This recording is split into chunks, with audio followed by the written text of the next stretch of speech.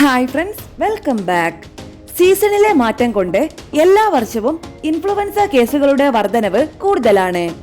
ചുമ, പനി, ശ്വാസതടസ്സം, മൂക്കൊലിപ്പ് എന്നിവയാണ് സാധാരണയായി കൂടുതൽ കണ്ടുവരുന്ന രോഗം. ഇതിനെ തുടർന്ന് ആളുകൾ ഔട്ട് പേഷ്യന്റ് ഡിപ്പാർട്ട്മെന്റുകളിൽ കാണാറുണ്ട്.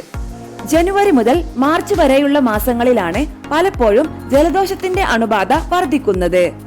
ചിലർക്ക് ജലദോഷം പോലുള്ള ലക്ഷണങ്ങൾ ഉണ്ടാകുമെങ്കിലും മറ്റുള്ളവർക്ക് ചെവി അണുബാധ, ശ്വാസം മുട്ടൽ അല്ലെങ്കിൽ ന്യൂമോണിയ എന്നിവയാൽ കൂടുതൽ ഗുരുതരമായേക്കാം. കാലാനുസൃതമായ മാറ്റങ്ങളിൽ കുട്ടികൾ വൈറസുകൾക്കും ബാക്ടീരിയ അണുബാധകൾക്കും കൂടുതൽ ഇരയാകുന്നുണ്ട്.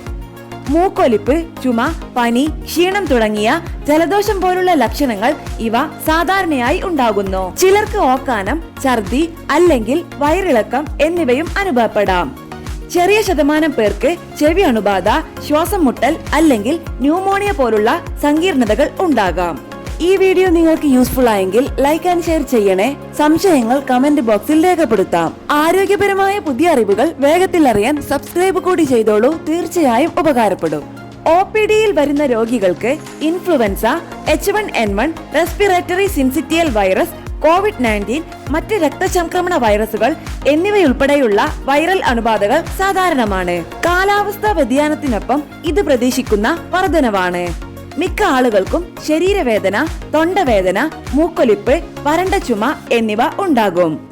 എന്നിരുന്നാലും ആശുപത്രിയിൽ പ്രവേശിപ്പിക്കേണ്ട ഗുരുതരമായ അണുബാധകൾ അവഗണിക്കപ്പെടുകയോ ചെയ്യുമ്പോൾ ഇത് മാരകമായേക്കാം. വൈറൽ അണുബാധകളും അലർജികളും.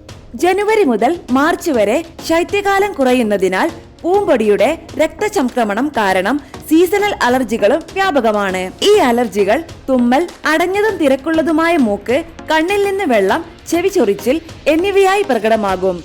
എന്നിരുന്നാലും അലർജികളും അണുബാധകളും തമ്മിൽ വേർതിരിച്ചറിയാൻ കഴിയേണ്ടത് പ്രധാനമാണ്.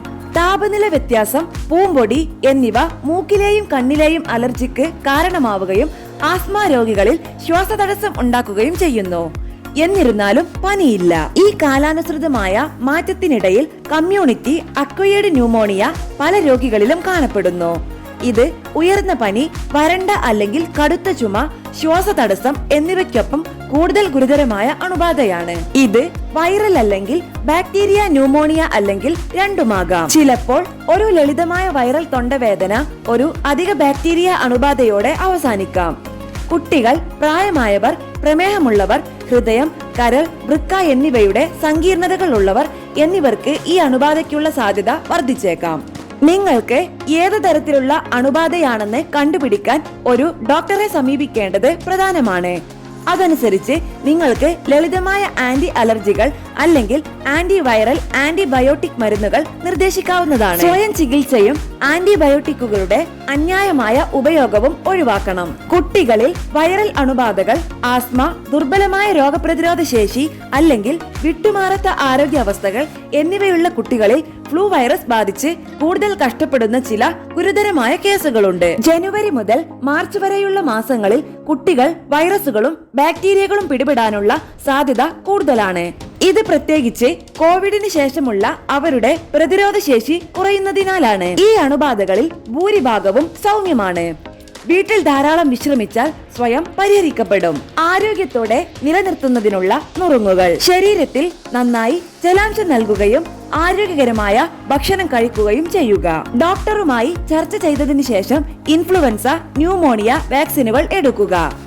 ചികിത്സയേക്കാൾ പ്രതിരോധമാണ് എപ്പോഴും നല്ലത്. ശ്വസിക്കാൻ ബുദ്ധിമുട്ടുണ്ടെങ്കിൽ അല്ലെങ്കിൽ നിർജ്ജലീകരണത്തിന്റെ ലക്ഷണങ്ങൾ കാണിക്കുകയാണെങ്കിൽ ഉടൻ വൈദ്യസഹായം തേടുക.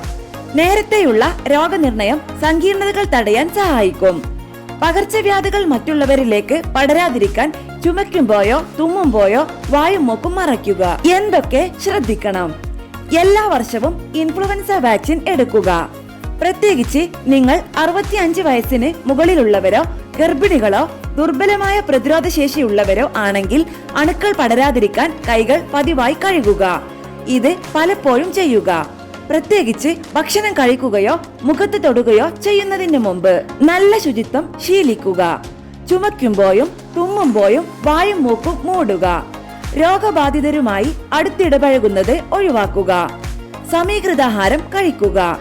പഴങ്ങൾ, പച്ചക്കറികൾ, ധാന്യങ്ങൾ, പ്രോട്ടീനുകൾ എന്നിവ കൂടുതലായി കഴിക്കുക. വെള്ളം കുടിക്കുന്നതിലൂടെ ജലാംശം നിലനിർത്തുകയും വിഷവസ്തുക്കളെ പുറന്തള്ളാനും നല്ല ആരോഗ്യം നിലനിർത്താനും സഹായിക്കും. ഉറക്കക്കുറവ് നിങ്ങളുടെ പ്രതിരോധ സംവിധാനത്തെ ദുർബലപ്പെടുത്തും. അതിനാൽ ധാരാളം വിശ്രമം ഉറപ്പാക്കുക.